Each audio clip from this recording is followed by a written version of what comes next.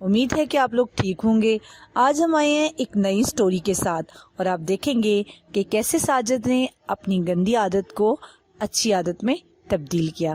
تو چلتے ہیں ہم اپنی آج کی سٹوری کی طرف۔ ساجد باہر سے کھیل کر آیا تو اس کے کپڑے خراب تھے اور جسم میلا کچیلا۔ اس کی امی نے اسے نہانے کے لیے کہا تو فوراً بولا، نہیں نہیں میں نہیں نہاؤں گا۔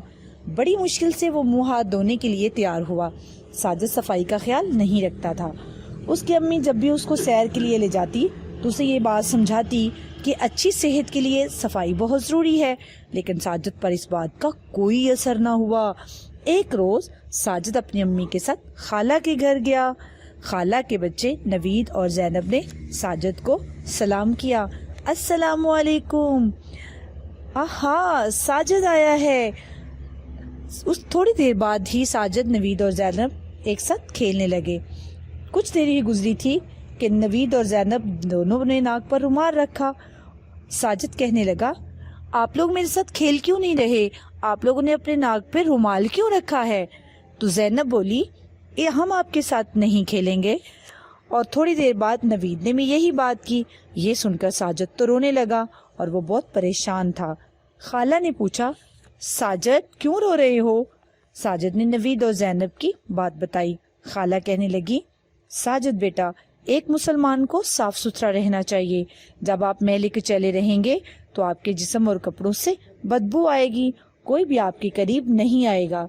ساجد نے کہا، خالہ جان، میں آئندہ امی کی بات مانوں گا، میں روزانہ نہاؤں گا، صاف ستھرے کپڑے پہنوں گا، بالوں میں تیل لگا کر کنگھی بھی کروں گا، میں ابھی جا کر نہاتا ہوں۔ اب ساجد نے خوب اچھی طرح مل مل کے نہایا، صاف ستھرے کپڑے پہنے اور ساجد خوش بھی نظر آ رہا تھا۔ اس نے خود کو آئینے میں دیکھا، کنگھی سے اپنے بال سنوارے، جوتے پہنے اور کھیل کے لیے پوری طرح سے تیار ہو گیا۔ اس بار خالہ کے بچے اسے دیکھ کر بہت خوش ہوئے اور اس کے ساتھ مل کر کھیلنے لگے۔ تو بچوں، یہ تھی ساجد کی وہ عادت جس سے ساجد نے اپنے تمام دوستوں اور اپنے کزنز کے ساتھ مل کر نہ صرف اس کو ٹھیک کیا بلکہ اب ساجد صاف ستھرا رہنے لگا۔ تو اس سے کیا پتہ چلتا ہے کہ دین اسلام ہمیں صفائی کی اہمیت پر زور دیتا ہے، کیونکہ حدیث میں آتا ہے الطہور شطر الایمان، اور پاکیزگی جو ہے وہ ایمان کا جز ہے۔ امید ہے بچوں آپ کو یہ سٹوری اچھی لگے گی۔ تو اگلی سٹوری تک کے لیے اللہ حافظ۔